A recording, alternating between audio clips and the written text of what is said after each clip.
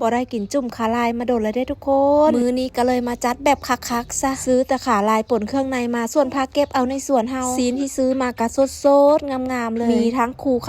นาราคา30ซันพันลือปูนเพียกับเพียสดอ่อนๆได้อันนี้เฮาสั่งแบบพิเศษเนาะก็เลยได้แบบนี้มาสั่งแบบใดแม่ค้าจัดให้ถึกใจค่ะแม่ค้าบางคนนี่เว้าดีเฮาก็อยากไปอุดหนุนนะแม่ค้าคนใดเว้าบ่ดีเว้าหยังกระใจหายนำนี่โอ้บ่อยากย่างไกลเลยเพราะว่าเฮาไปซื้อบ่ได้ไปขอแต่ว่าเฮานี่ถึกแม่ค้าใจดีตลอดเฮ็ดตั้งแต่ 11 โมงเช้าจนฮอด 3 โมงแรงจังได้กินเอามาฮอดกับมาลอกเอาเอ็นออกแล้วก็ล้างจบเจือเพราะว่าในส่วนของขาลายนี่มันสิมีเอ็นติดอยู่หลายแล้วเวลาซอยนี่ก็ต้องใช้มีดคมๆซอยไปซอยมามีดก็บ่อยากคมปานใดเพราะว่าในขาลายนี่มันมีเอ็นหลายต้องซอยให้ถูกทางนำให้ทุกคนมันจังสิกินพ่อยคันว่าซอยบ่ถูกทางนี่มันสิยากถ้าเอามาเอ็ดจุ่มเอ็ดหยังนี่ก็มีแต่ขาลายนี่แหละกินคักถ้าเอามาเฮ็ดลาบเอามาซอยจุนี่เฮาสิเลือกเป็นชิ้นสันแล้วก็อยากบอกว่าคูขนาดนะทุกคนเอามาปิ้งกินแซ่บสุดๆเลยเพราะว่ามันจะบ่ยากมันจะย่ำกรุบๆโอ้ยเว้ามาแล้วอยากอีกเลยเดี๋ยวนี้เนาะอยากเปิดร้านเป็นร้านจิ้มจุ่มขาลายอยู่ได้ทุกคนแต่ย่านบ่มีคนมาอุดหนุนย่านเจ๊งขนาดเพราะว่าเงินทุนก็บ่หลายขายแพงก็สิบ่มีคนซื้อขายถูกก็ขาดทุนโอ้ยคันเปิดร้านก็ต้องลงทุนหลายอย่างอีกและความรู้ในเรื่องเฮ็ดธุรกิจเฮาก็บ่ค่อยมีหรือทุกคนว่าจังใดคือเปิดร้านนี่มันยากอยู่ว่ะมันต้องใช้ทุนหลายอยู่ว่ะมันต้องมีอุปสรรคอย่างแน่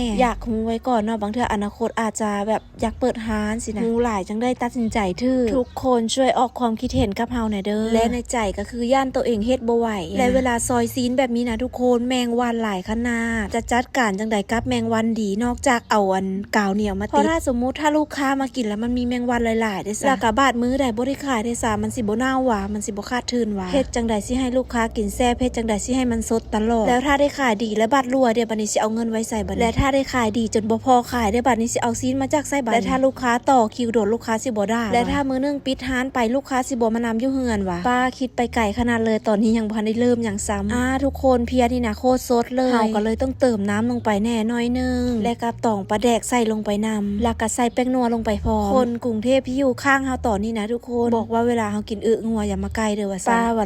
งัวเนาะว่าเพียซะมันจังเป็นตาแซ่บแน่มันก็คืองัวหั่นแหละเนาะแต่ว่ามันยังอยู่ในท้องงัวมันยังเป็นแบบ